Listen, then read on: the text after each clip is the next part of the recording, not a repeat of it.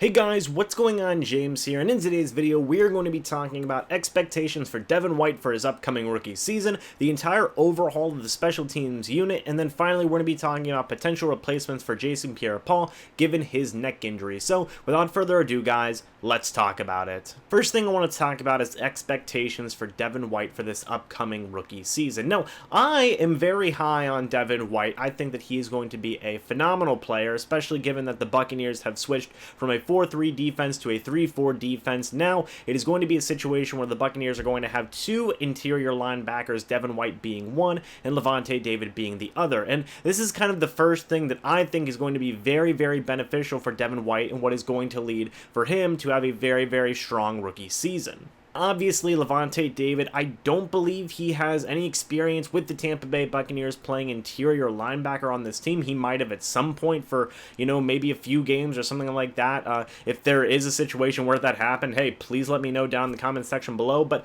obviously, this is going to be a little bit of a new thing for Levante David, switching from outside linebacker to inside linebacker. But it's still basically the same thing for him. He's going to be covering running backs. He's going to be covering tight ends. It's basically no different than being a 4-3 outside linebacker for him in a sense. He's still going to be calling the plays. He's still going to be the main captain of the defense. And now he's going to have the added job of teaching rookie linebacker Devin White all the ropes of being a pass coverage linebacker for the Tampa Bay Buccaneers, which in my opinion, if you could have anybody teach you the ropes about how to be a pass coverage linebacker for the Tampa Bay Buccaneers or just in the NFL in general, Levante David is one of the probably top 5 guys in the league right now who you would want to be teaching you. The guy is one of the most underrated players on the defensive side of the ball in the NFL, and he has been for a few years now. His pass coverage ability is still phenomenal. He's still got very good athleticism, and he's still a very good sideline to sideline type of linebacker, and I think that him mentoring Devin White is going to go a really long way in kind of getting Devin White jump-started early on in his rookie season,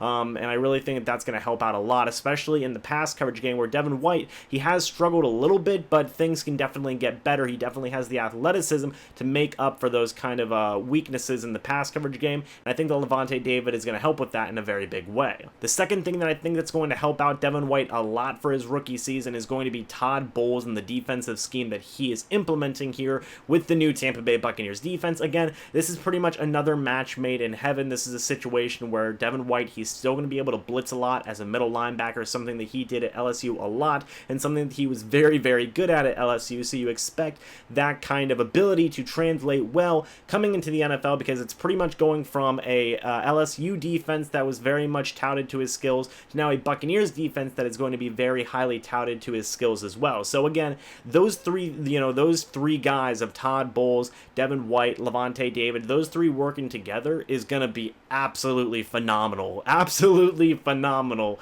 for Devin White. I fully expect him to strip the ball a lot, get a couple of forced fumbles, get a couple of fumble recoveries, rack up a ton of tackles, rack up, definitely a couple of sacks in there as well. I expect Devin White to post a very, very, very solid stat line for his rookie year. And I know some people are going to say, well, James, it's a 3-4 defense, so it's kind of like splitting stats a little bit between Levante David and Devin White, but that's not necessarily always the case. I've done a little bit of research, and I've seen plenty of 3-4 inside linebackers who have had phenomenal stats their first couple of years. So I fully expect Devin White to come in right away and be a very, very, very strong contributor for this Buccaneers defense. I know I'm going to say this right now, and I do fully believe this. I think that Devin White is one of the absolute top favorites to win Defensive Rookie of the Year. And I know some people are going to say, James, you're being too optimistic, and tone your expectations down a bit, but I don't think that that's necessary. I do genuinely think that Devin White has a very, very strong chance, should he stay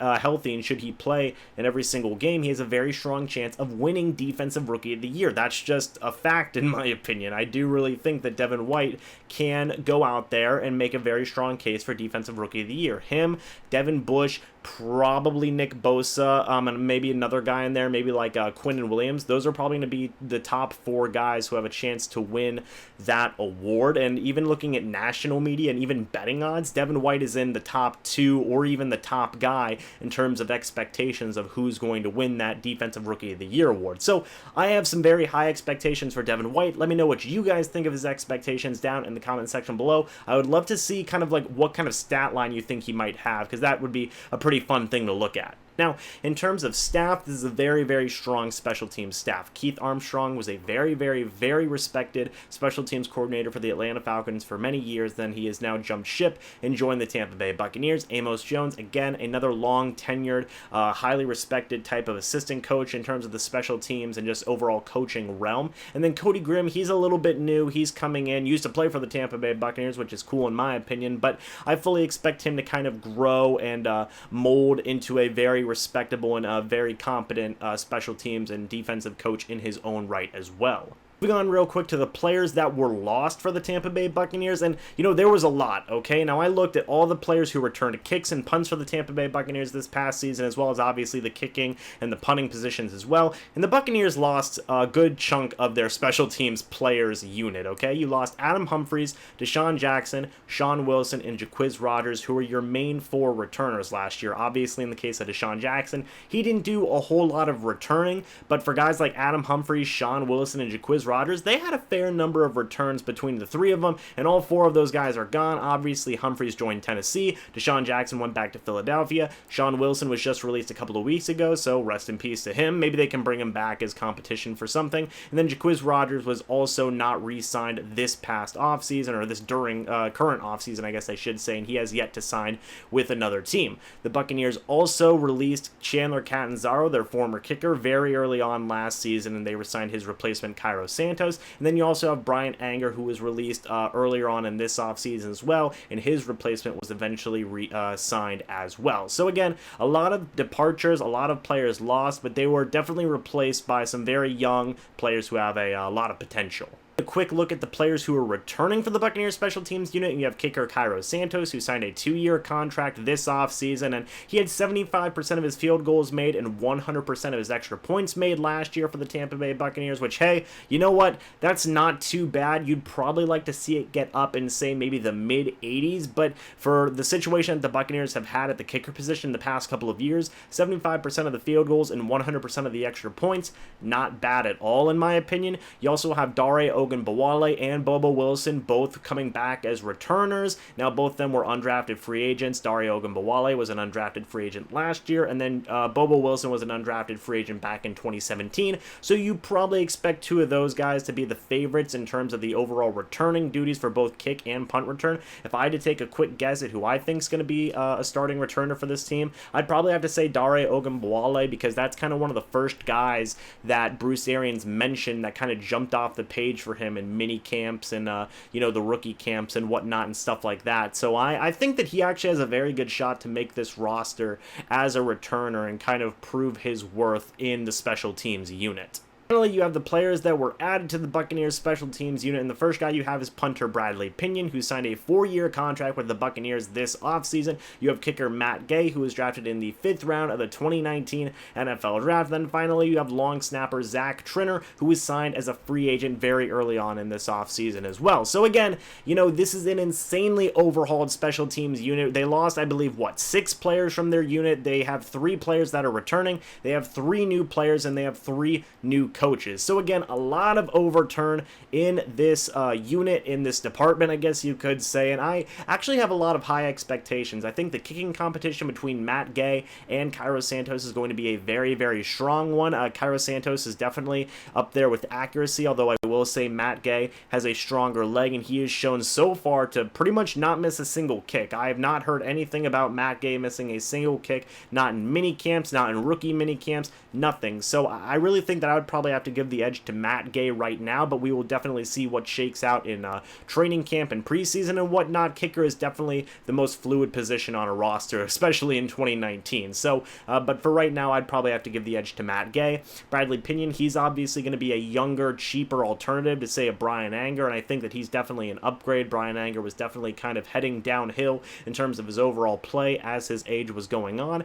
And then finally, bringing back a guy like Dare Ogunbowale. I really think that he can be a good returner for this team, and I really think that combining all those players with Keith Armstrong, Amos Jones, and Cody Grimm, I think that we're going to see a very improved special teams unit for the Tampa Bay Buccaneers. And, you know, I'm going to jump the gun here a little bit, and I'm hoping that this spells the end of the Buccaneers, you know, not just the kicking curse, but just overall the special teams unit curse as a whole. So I think that, you know, with this much overhaul, I really think that we're going to see some very big improvements. Finally, guys, I want to talk about some of the players that could potentially replace Jason Pierre-Paul as an outside pass rushing linebacker. Now, I say outside pass rushing linebacker because that is what he is listed on the official Tampa Bay Buccaneers roster website. So, you know, hey, don't get mad at me. That's what the Buccaneers have posted on their website. He is an outside linebacker for this team. So, you know, obviously that changes things a little bit, and there's definitely a lot more guys who could potentially replace the snaps that he would have while he recovers from injury. He might be back sometime later in the fall or even in the early winter,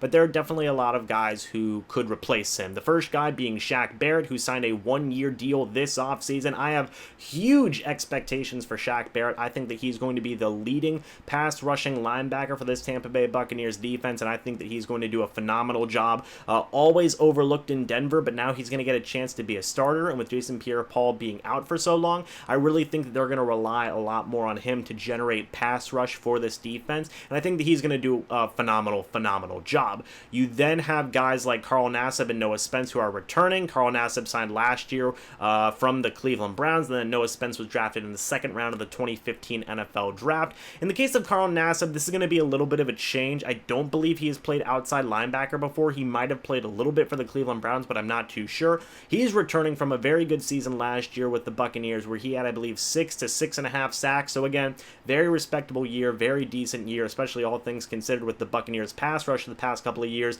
Hey, we'll take 6 to 6.5 sacks from Carl Nassib any day of the week. So he definitely expects to get a lot more snaps now. Noah Spence, I think, is going to kind of have a rejuvenated life with this new Buccaneers defense and this new Buccaneers coaching staff. He definitely has a little bit more of a build for, say, an outside pass rushing linebacker, and I definitely think that he's going to have a large, important role in this Buccaneers pass rushing attack, and I fully expect guys like him and Shaq Barrett to both really go out there and do some really good things given their size and their overall speed. And then finally, you can't count out Anthony Nelson and Kazin Daniels. Anthony Nelson was drafted in the 4th round of this past 2019 NFL Draft. Then Kazin Daniels was an undrafted free agent in 2019. A lot of you guys have wanted me to talk about him. There just hasn't been a lot reported or anything like that, but I still do think that these both young rookies do have a very strong chance to go out there and make a very strong claim for a larger role as a, say, rotational pass rushing outside linebacker, especially Anthony Nelson, who just has some freakish size, some freakish long length, and just some insane athleticism. So I really think that this situation is a lot better than people give it credit for. I know that the injury to Jason Pierre-Paul sucks, and it's really not a fun time, especially considering he's going to be out for a long time, but I think that with these 5 guys, Shaq Barrett, Anthony Nelson, Kazin Daniels, Carl Nassib, and Noah Spence, I think that the Buccaneers pass rush is in some pretty good hands, and I think that all 5 of these guys are, 1, going to make the roster, and then 2, I think that all 5 of them are going to be productive pass rushers for this team. Obviously, maybe 1 or 2 of them might get lost in the shuffle, but I'm confident that all of these guys have the speed, the athleticism, and the agility to make an impact for this Buccaneers team and this Buccaneers roster. So, you know, those are kind of the guys who I think could replace the snaps that are going to be there for JPP's injury. But guys, let me know what you think about all of this down in the comments section below. What are your expectations for Devin White? What are your expectations for the special teams unit? And then what do you guys think about the potential replacements for Jason Pierre-Paul given his injury? Let me know what you think about all of that down in the comments section below. Thank you guys so much for watching this video. I hope you all enjoyed. But until the next video or the next live stream, I'll see you in the next one. But until then, and as always, guys, goodbye for now, and go Bucs!